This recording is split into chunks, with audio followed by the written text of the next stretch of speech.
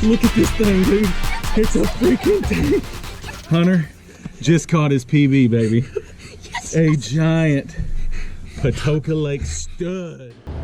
What's up, guys? Welcome back to another episode of So In Outdoors. We greatly appreciate you dropping in to see what me and old Hunter has got going on this week. I'd like to say thank you. Thank you, guys. We greatly appreciate your viewership.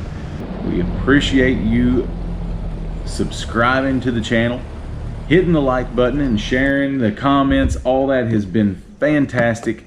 We love the feedback. But I must say that if you are not a subscriber, it does not cost a dime to hit that button and go ahead and make the plunge to subscribe to our channel. It greatly helps our channel grow, and we greatly appreciate you taking the time to do so. We fished a little tournament a few weeks ago on a lake that I had not fished in probably 15 to 20 years. Had not been on this body of water. And needless to say, it's not much has changed. Not much has changed. Still a pretty tough fishery. Big ones are a premium, and little ones are still a premium. Kind of hard to come by. But I have kind of a process that I go through when fishing a new lake. But in the summer months, the first thing I want to discuss is we're looking for deep water access. Is you have fish that sometimes are kind of roamers, that are nomadic, that kind of follow bait.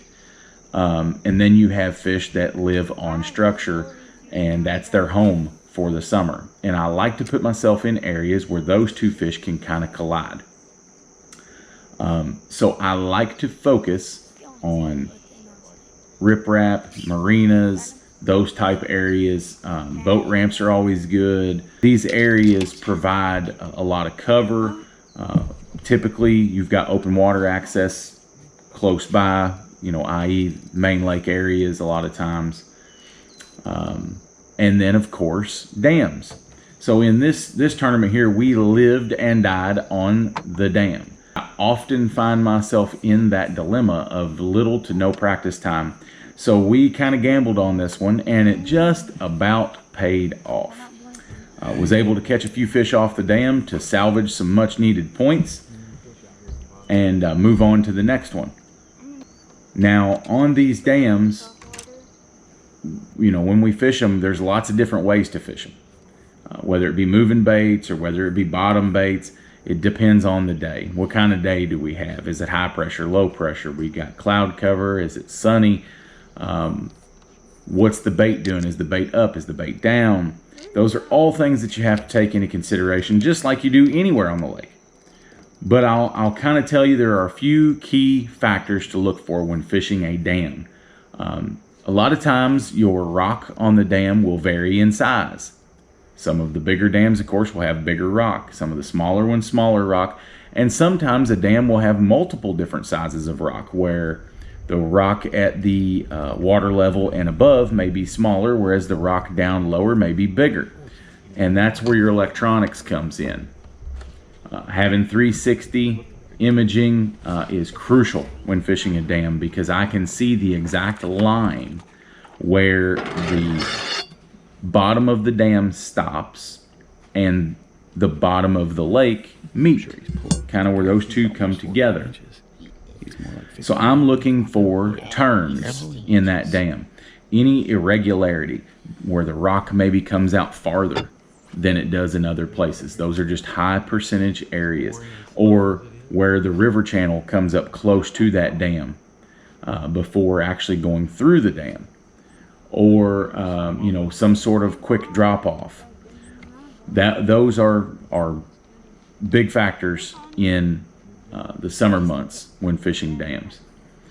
Lots of different ways to fish them. Like I said, jigs. You're going to be hung up a lot, and you're going to break some jigs off. It's just part of the game. So if you go to throw a jig on the dam, you better have some backups, because you're going to lose some soldiers, I can promise you. I typically opt in the summertime to go with a more finesse approach. I'm looking at more of like a shaky head, very lightweight trick worm on that shaky head, or a Nico rig, The Nico rig allows me to fish it for the most part out of the rocks. I'm not getting hung up with a Nico rig like I will a jig.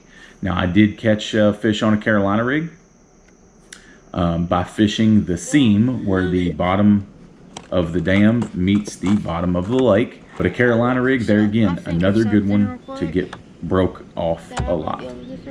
So you're going to lose some baits, but the reward can be worth the loss, I promise you. You're looking for that one oddball piece of structure, that one log that's jammed up there. Corners of these dams will also be your high percentage areas where the dam kind of makes a little corner and, you know, the bank swings away from it in either direction. So as you've seen here, we caught us a few fish. We had a good time. Summertime seems to be whenever I catch more fish on those dams, just because they are typically close to the river channel, and typically deeper water access is close by. Thanks guys for taking the time to tune in and check us out. We appreciate each and every one of you. You all have a great week. We are out of here.